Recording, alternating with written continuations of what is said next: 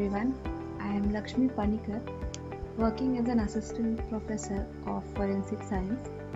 So I have basically done my bachelor's and master's both in forensic science along with a specialization in forensic serology and DNA analysis. So today what I am trying to do is I'll be introducing you to the topic of genetics and the different components that are involved in it. So before we talk about genetics, we need to be aware of certain basic components that are included in it, basic processes that are involved in it. So that is what we'll be trying to learn today or trying to introduce ourselves to it today. So the basic core of genetics, if you consider, it consists of the process of inheritance, that is the molecular basis of inheritance. So how this inheritance of genes or different traits from one generation to another happens, that should be known.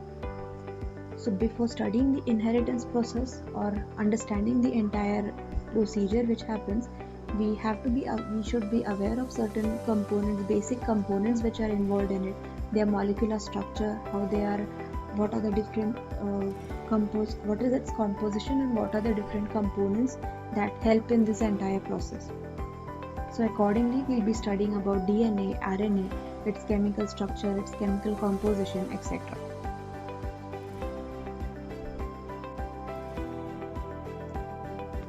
So whenever we talk about this DNA and RNA, before the entire structure of DNA and RNA has to be studied, we'll be seeing about what is this DNA and RNA, what do they come under, what are they known as, what are they commonly known as. So accordingly, there is one term which has been given, which is the nucleic acid.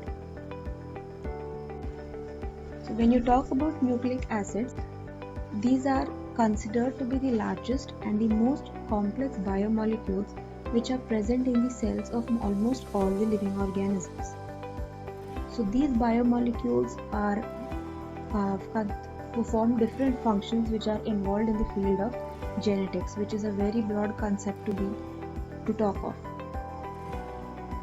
So the discovery of these nucleic acids was done by a scientist named Friedrich Miescher in the year 1869 when he was studying or carrying out research on the pus cells. So while studying the nucleus of the pus cells, he came across these molecules or who have a polymeric form or who are these complex biomolecules, and named them as nuclei because they were found in the nucleus of the cells. But on further study or when further research was carried out on the chemical composition or on the structure of these nuclei, it was found that these biomolecules have an acidic characteristic in them. So due to this acidic property, these nuclei were later on renamed as nucleic acids. So these nucleic acids, they are very long and linear polymeric compounds referring to small subunits or monomers which are repeating themselves or which are linked to each other one after the other, leading to the formation of a long strand or a long chain of monomers. So that is why these nucleic acids are polymeric compounds and they have a very long and linear structure. And on further analysis and further study, it was understood that they exist in two forms which can be known as DNA and RNA. That is deoxyribonucleic acid and ribose nucleic acid. So there are different points due to which these DNA and RNA can be differentiated from each other. So before that, we will be looking into what are the common factors that are present, what is this DNA and RNA composed of, or in short, what is this nucleic acid, what is it composed of. So as I said, nucleic acids are polymeric compounds, so there has to be some subunit or some smaller monomer which is present, which will be linked to one another, leading to the formation of the polymer. So these monomers or subunits which are present in the nucleic acids, these are known as nucleotides. Now this nucleotide is composed mainly of three components. The first one is a phosphate group. Second, there is a pentose sugar, and third, there is a nitrogen base. Now, when I say that it comprises of three components, these three components have to be linked to each other. So how are they arranged, or what are these different groups that are present? So the phosphate group which is present, it is basically a phosphoric acid, that is H3PO4. So this is the group which is imparting the acidic nature to the nucleic acids, and that is why they were renamed as such. The second is a pentose sugar. So a 5-carbon sugar, which is a monosaccharide, it is called as ribose, or it can also be deoxyribose, depending on whether that pentose sugar is present in DNA or whether it is present in RNA. When the ribose sugar is present in RNA, it is known as ribose. When the pentose sugar is present in RNA, it is known as ribose, and the chemical formula for it is C5H10O5. When the pentose sugar is in DNA, it becomes deoxyribose because there is a reduction in the oxygen molecule. So the formula is C5H10O4. Then the third component, that is the nitrogen base. It is a heterocyclic organic ring compound. Cyclic ring compounds you all might be aware of. Heterocyclic organic ring compounds refers to the cyclic ring which is present. It contains of a hetero atom, and in this case the hetero atom which is present, it is nitrogen. Now, depending on the structure of these nitrogen bases, it has further been classified into two categories. The first one is purines and the second is pyrimidines. Purines are the double ring compound structures which are there. They are further divided into two types, that is adenine and guanine. So adenine and guanine are examples of nitrogen bases which come under the category of purines. Similarly, the next type which is there, that is pyrimidines. They are single ring compounds which are present. They are also of two types, cytosine and thymine. So cytosine and thymine are two examples of nitrogen bases which come under the category of pyrimidines. Now, there is a slight variation when these pyrimidines are present in DNA and when they are present in RNA. When present in DNA, the pyrimidines can be cytosine and thymine, whereas when it comes to RNA, the pyrimidine thymine gets replaced by another pyrimidine which is called uracil. So in RNA, the pyrimidines that are present are cytosine and uracil. So this is about the different components which are present in the nucleotides. Now, since these three components are present in a combined form, there has to be some linkage, or there has to be some bond which is binding them together. So what are these different bonds which are present between these three components? So as you can see in the diagram which has been given here, the red circled portion which is shown, that is the phosphate group, that is H3PO4. The sugar molecule is present in the middle, that is it is linked to the phosphate group and also linked to the upper structure. So the middle structure is that of the pentose sugar. The upper structure which consists of nitrogen atom in it, that is the nitrogen base. So this is the form, or this is the orientation in which these three components have been attached to each other. So the bond which is attaching the phosphate group to the pentose sugar, it is known as the phosphodiester bond. So this bond is present between the phosphate group and the 5th carbon of the pentose sugar.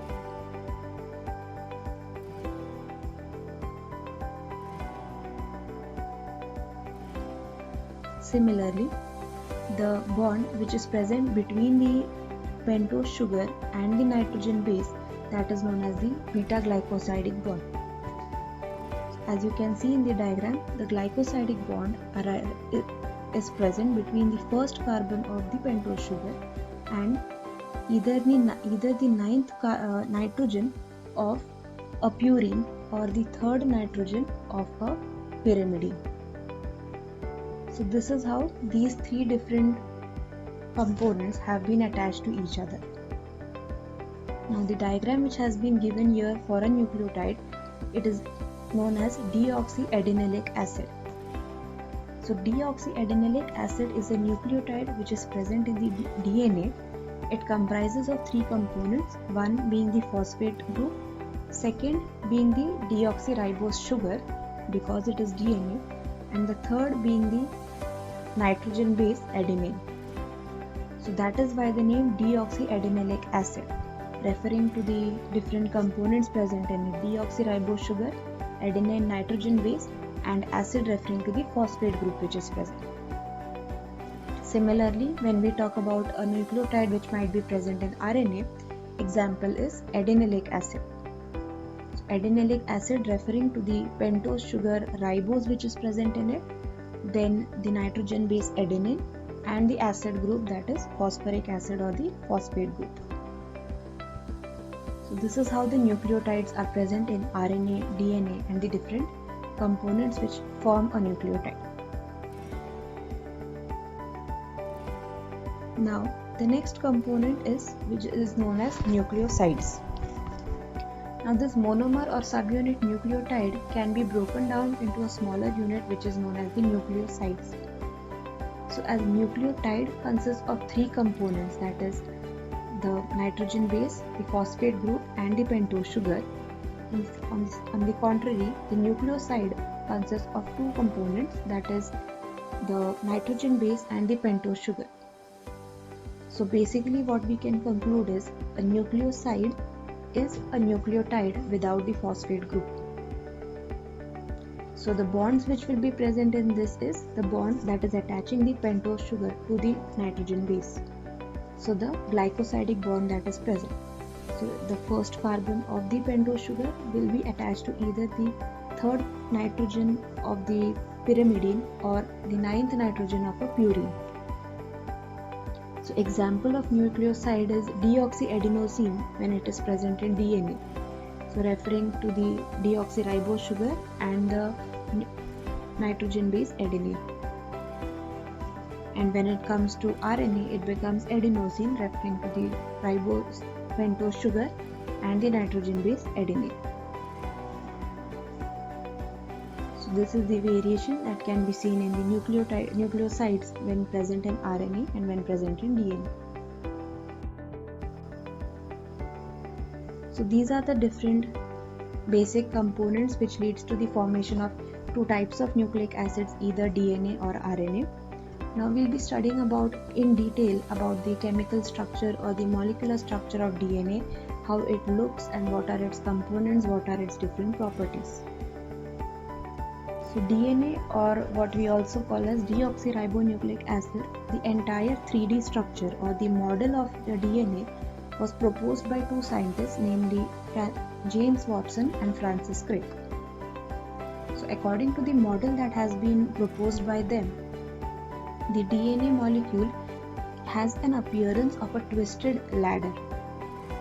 It is a double helical structure, that is, two strands are involved in the formation of DNA. So these two strands are forming the backbone of the entire ladder structure, that is why also known as the backbone of the DNA molecule. And these two strands, they wind around, or they show a coiling around a central axis, due to which the helical appearance is seen.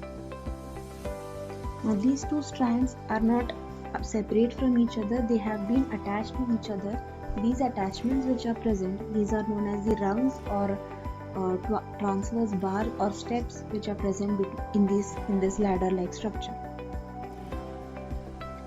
Talking about each of the strand and its composition or its components, each strand of DNA is a polynucleotide chain. Now, as we have already seen, nucleotide is a monomer which is present in the DNA, which are attached one after the other, leading to the formation of the entire poly. Similarly, polynucleotide chain is present in each strand of DNA. It means there are a lot number of nucleotides which are attached one after the other. Now, the orientation or the arrangement of these nucleotides is such that alternate arrangement of phosphoric acid and the pentose sugar molecule will be seen. So again, the bonds which will be present between them will be the phosphodiester bonds. So the successive nucleotides which are present on one strand of DNA will be linked to each other by the phosphodiester bonds.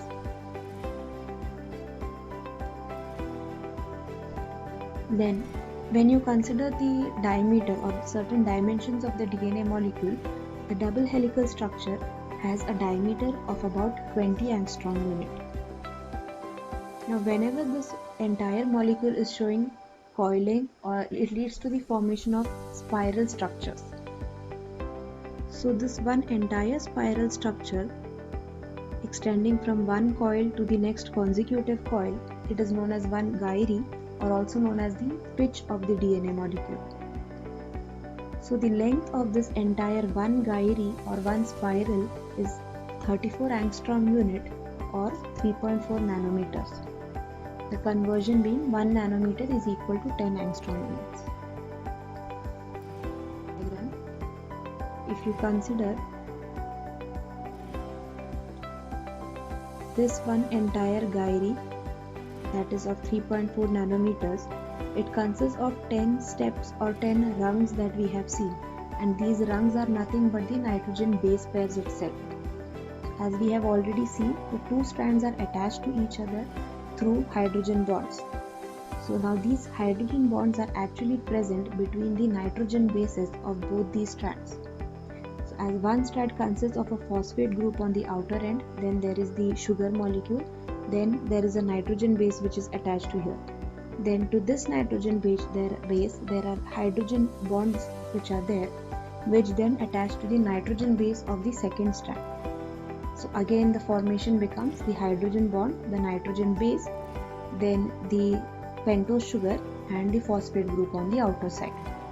So this is how the two strands are linked to each other. So these hydrogen bonds along with the nitrogen bases, these are forming the rungs or steps of the ladder. So accordingly, when you talk about one spiral or one gyri which is of 3.4 nanometer, it consists of 10 such nitrogen base pairs or 10 such rungs or ladders of the DNA strand. So since the entire length of this one gyri is 3.4 nanometer or 34 angstrom unit, and it consists of 10 such nitrogen base pairs, the distance between the consecutive nitrogen base pairs becomes 0.34 nanometer or 3.4 angstrom unit, as it has been shown here.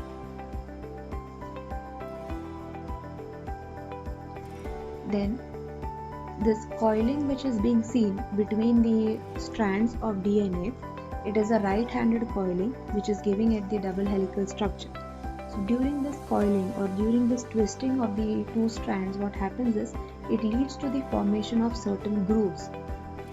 So these grooves, they will be alternatively forming minor and major grooves. So the grooves which are forming, which are shallow in nature, they are known as the minor grooves, and the grooves which are deep in nature are known as the major grooves. As you can see, this is a major groove since it is deeper in nature, whereas the shallower one is known as the minor groove. So this will also be seen alternatively along the entire length of the strand. Now talking about the transverse bars, whose distance we had seen that it is 0.34 nanometer. So these transverse bars are basically due to the connections that is being formed between the nitrogen base pairs. Now, as I said, the nitrogen bases on both the strands are attached to each other by hydrogen bonds. So that is also specified and that is also fixed, that how many hydrogen bonds will be present between the nitrogen base pairs and how is this pairing of nitrogen bases taking place. So accordingly, it has been found out that the purines will always be pairing with the pyrimidines. Accordingly, adenine always pairs with the nitrogen base thymine, and the purine guanine always pairs with the nitrogen base or the pyrimidine cytosine. So AT is one pair that gets formed and GC is the next pair that is formed.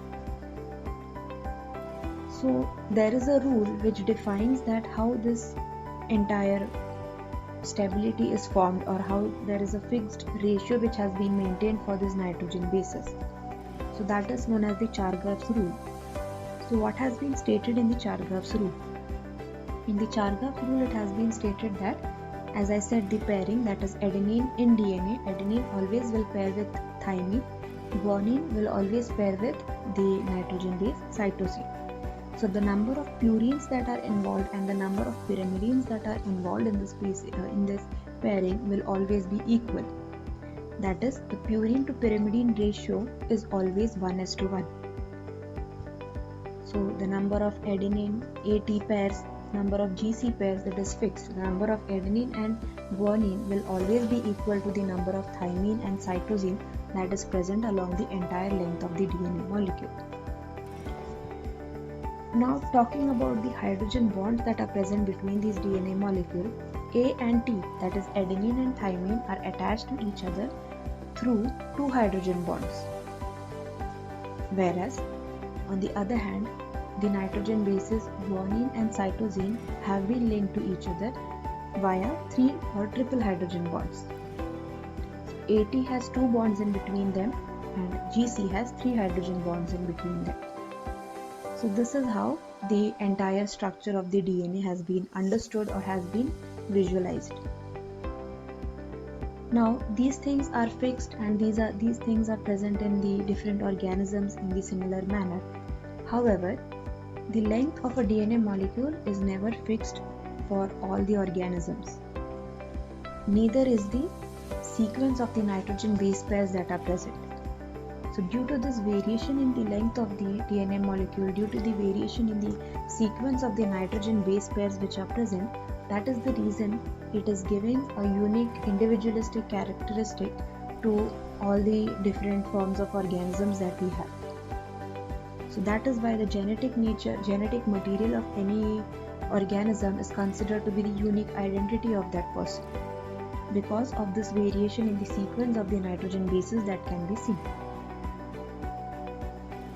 So with this I would like to conclude the lecture of DNA, wherein the different components, the chemical structure, the molecular structure of the nucleic acid, that is deoxyribonucleic acid, has been discussed. Thank you.